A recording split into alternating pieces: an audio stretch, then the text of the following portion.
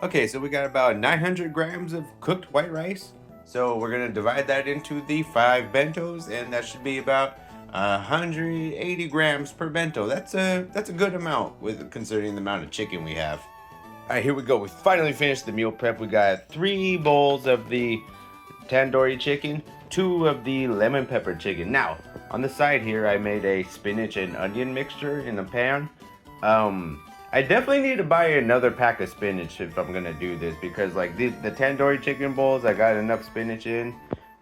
When I got to the lemon pepper ones, it was mostly onion, barely any spinach. So I definitely need to do this with 2 packs, but that's okay. This time we're learning, and we actually did get some vegetation in here, so still a win.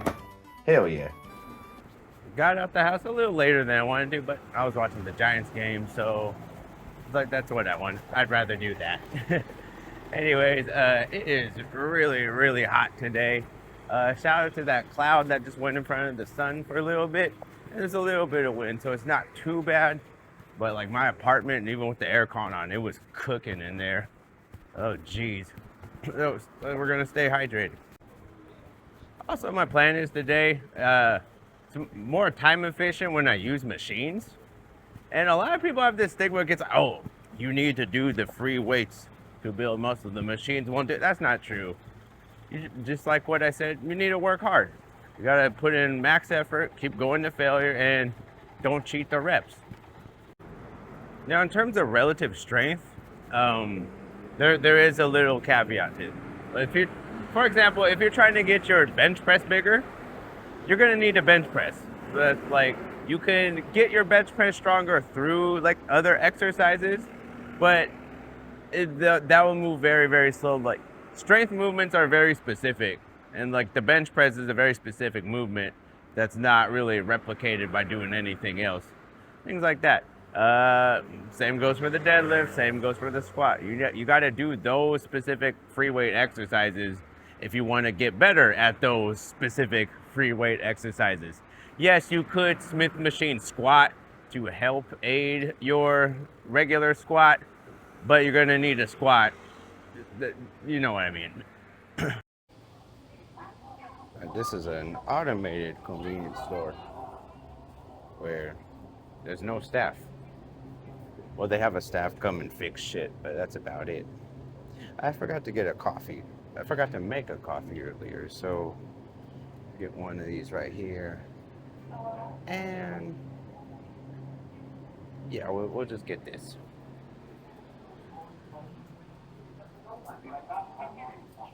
Just put that there. Hit this button. Oh, and it already magically calculated everything. Isn't that something?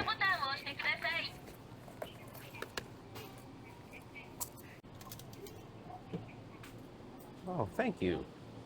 I don't know who I'm saying thank you to. The AI. You know, I had only 40 minutes in there, but it was a really good workout. We got some incline Smith machine bench press in. I really want to work on my upper chest, so I was just doing that about 70 kilograms, really controlled. Yeah, like I said, my bench press is really, really weak. That's still something we need to work on. Went over to some lat pull downs, just a little below my actual body weight. I like to do my body weight, but once again, pushed it hard, controlled, went into absolute failure where like, you know you're near failure when like we're trying to pull it down, you're like, you start shaking, like you have like no control. Like that's when you know like you're starting to reach failure, when you can't really like hold it solidly anymore. I don't really know how to describe it. If you go to failure, you know when you failed. But anyway, then I went to a machine. There's a combo machine where you could do like preacher curls and like tricep push down. So you just like you could switch it to a curl or a push down, and you're like sitting on the. So that was an efficient way to get a couple working sets of that in. I did a warm-up set and just one really hard working set for each, just to save some time. Wasn't really focused on arms today, but just wanted to get some work in. You can do one set if you push that set, and that's totally fine. You could still build muscle like that. Then went over, grabbed some 6 kilogram dumbbells, and was doing flies Again, doing that till failure. And then once I hit failure on those, I started doing a little partial reps. So like once I couldn't get it up here, I pumped out a couple just to here. That's a way to get like, it's like a way to kind of go beyond failure. And then finished off with some weighted dips. Only added 5 kilograms to it, but the thing I like these kind of exercises, things like dips and weighted pull-ups, because those are like functional, like out of the gym movements. If you can do those, you can do a lot of different things. Take for example, let's say you're falling off a cliff and you're like hanging onto the ledge. If you could do weighted pull-ups, you could probably get yourself up off that cliff.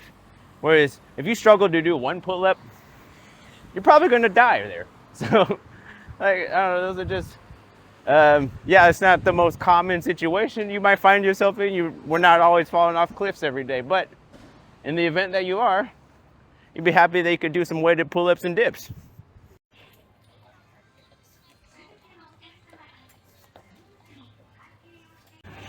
All right, same yogurt as last time. It's really good. And our snack's a little low on protein, so I'm gonna try to get a couple of these in throughout the week. Maybe not every day, but some of the days I'll get a little more protein in with my snack. Especially when we start cutting, we're gonna have to make a little different plan. Now, when I start to cut, I don't really know how I want to go about with the protein, because on one hand, yes, I want to keep my protein high, but I also don't want to be obsessed with like hitting like some crazy astronomical number where it's like, oh, big guys like, I eat 200 grams of protein a day, and while being under 2,000 calories. How the fuck did you do that? Like, and and then there's ways I could get that, but I don't want to be wasteful here. For example, United States, you could buy things like liquid egg whites and things like that. Here, they don't have that, and I'm not trying to just dump away an egg yolk. That shit's gold. So recently, my snack time has been like really carbohydrate heavy, which is cool. It keeps me full, gives me energy. But I don't know how I want to go about it during the cut. Should I stay? How do I say? Like, should I just keep eating what I'm eating and like keep it budget friendly? So if I go higher protein, I'm gonna have to spend a little more money, like get things like supplements like this. So I don't know how I want to go about it. It's to be determined. But what do you guys think? Do you think that like I can't believe it, like this only applies to like 2 countries, but like 1 gram of protein per pound of body weight, is that really necessary? And also there's levels to this. If I went with like the pounds, the US pound system, or I guess the British use that too. If I went with the pound system, I only need about 135 grams of protein. Whereas my friend who weighs like 180, he needs 180. So like, I feel like it's not always, I feel like we just use that because it's a simple number to follow versus there actually being science behind it. Anyway, time for work. I'll see y'all tonight. Well, damn, I was on my last transfer station, and I got on the train. It was about to take off in about a minute. On the other platform, the other train's coming up, and it comes to a screeching halt that honks the horn. It goes brr. It comes to a screeching stop, and then this like scary giant ass alarm goes off for like 5 minutes. It's just going bang, bang, bang, bang. It's like for 5 minutes. All the station staff comes down. They do this whole procedure. Like they have to take a photo of like where it's at, what it says on the top. And I just really hope I didn't see, or not see, but I didn't witness what I think I witnessed. So yeah, I was a little shook by that. Hopefully it's all good. Nothing happened. I'll check the news later if it's even on the news. But yeah, it was a little scary. Anyway, we're back at the home station now, walking back. It's a bread sale day, so we're gonna go re-up on that white bread. And also, you people might be wondering why you only eat white bread. Why not wheat bread? They don't got that here. There ain't no wheat bread. There ain't no like whole grain bread. There ain't no fucking Dave's bread. We just got bread. And that's all they eat. like a lot of other things I don't have access to for diet food, like things like liquid egg whites and like lean ground beef or thin like like things you would associate like with like bodybuilding, not available here. So we're just gonna go get our white bread. Anyway, a little shook up, but I think hopefully it's all okay. Package acquired. Hell yeah. Ooh, what's in the half off box? Mm. Oh, bread with the crusties taken off. Nah, we like the crust here. All right, we got a piping hot wok. This is moyashi. It's a bean sprout. Very cheap crop here in Japan. Very high yielding vegetable. I got this for 39 yen. Let me turn this fan on. I got this for 39 yen, and that's a high price for this. So it could be even cheaper. Definitely was cheaper in the past. Like I used to get these for about like 22 yen. So I've seen them for 19 before. Like, and like, well, you say, oh, well, it was 22 yen, now it's 39 yen. That's only 17 more yen. That's not that big of an increase. But if you look at the percentages that increase, like at the margins, that's a huge increase. So, like, it's crazy to think about it like that, right? Throwing some vinegar, throwing some soy sauce down the side of the wok so it gives that soy sauce that wok hay. Go in with the udon. This will break up the noodles. Go down the side with a touch of sesame oil. Mix that in, and then more tossing. Actually, I think I need some sweetness to it, so we'll go in with our sweetener too, and then toss. And this bowl looks really, really fun to eat. I'm excited. Wasn't too hard either. So we're gonna enjoy this while watching some YouTube. So I'm a little disappointed in myself. I just started editing Friday's video and I barely recorded anything. Like I kind of just spaced a couple times on recording stuff. There really wasn't much to record. Nothing interesting happened that day, but it's kind of a little disappointed in myself that I didn't get a little more content out. I don't know. I've been on such a good roll that like I didn't want to just not make the Friday video. I could just skip it, but I still want to post it. It's just gonna be absolute crap, and that's okay. That so like I'm gonna edit it. Like maybe I should just try to edit it very nicely, see what's in there. I don't even remember what I talked about that day, but we'll see how it goes. And like I just want to keep the videos coming because I don't know. I'm the kind of person like once I get a streak going, I like to keep that streak going. For example, I'm coming up on 700 days of doing a Duolingo lesson every day. I'm going to talk about that a little more on that day. Like that's actually going to probably be the title of that vlog. And I'm coming up on almost a whole month of posting a video every day. And I'm really proud of myself for getting there. That's really, really cool. Did I get as much growth as I wanted? Absolutely not. But there was growth, and that's all that matters. And like any level of growth is good. It doesn't need to be viral. It doesn't have to shoot up. Just baby steps. We'll get that. We're getting there. Like each video is getting a little more views. It also depends what I'm doing. If the video has something interesting happening, it gets more views. If it's just like a really boring day, it usually stagnates around 20 views. But it's growing. It started at 0, and then it started at 2, then it was 4, then 10, and then now they're getting around 20. And that's a small growth. This is gonna take some time. I'm not gonna worry about it not getting me to exactly where I want to be at this moment in time. It's totally fine. We're in this for the long haul, y'all.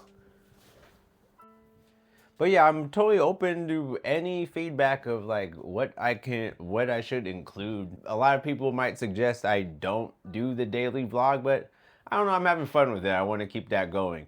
So, what does anybody want to see? Like I'm open to showing off any other kind of stuff. Only thing off limits is work. I cannot show anything I do at work. That's totally off limits. It breaks my contract. And no, that's weird. I'm not doing that. Other than that, I'm open to suggestions of what to talk about, what to show off, and anything. So yeah, just let me know in the comments what else I should show. Like, I like doing a lot of things, and or also you could suggest places I go to, and I'll go there. If somebody suggests me going somewhere, like not around Japan right now, but just in like anything I can do in Japan, and like, how do I word this? If you have something like a specific Japanese thing you want to see, shit, I'll go there. Fuck it. I'm just not gonna be able to like travel to specific regions of the country at this moment in time. It's very expensive.